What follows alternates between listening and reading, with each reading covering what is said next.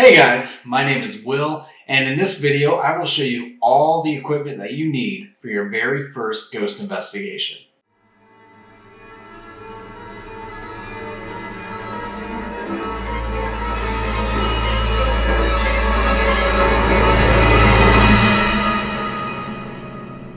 First up is a voice recorder. These are what you use to capture spirit voices, or EVPs, electronic voice phenomenon. It was 11 years ago today actually, where using this voice recorder I captured my very first EVP in the basement of the house that I grew up in.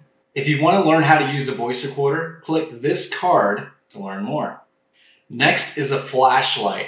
I'm going to assume that your first investigation is going to be in a dark place. One, you'll find it safer to have a flashlight because when you're in the dark and you hear a noise over in the corner, you can quickly shine the light to see what it was. You can also use these for safety and for practical reasons. You want to see where you're going. And then also, I can't tell you how many times I've been searching through my backpack, looking for equipment and not being able to find it because I didn't have a flashlight. You can also use a flashlight as a tool for ghosts to interact with.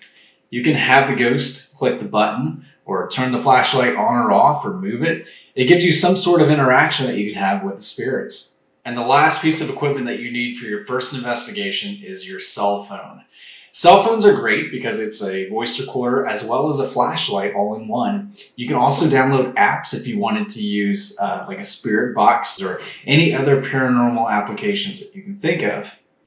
Click on the link in the description below to go to Ghostop.com to purchase your ghost hunting equipment. Guys, I love Ghostop.com. I use all of their equipment for my investigation. Check them out. Try it for yourself. Go to Ghostop.com and the link in the description down below. Now, if you're just starting out ghost hunting, click this next video to see what equipment you need for beginners. Click this video to see how to use all of the ghost hunting equipment.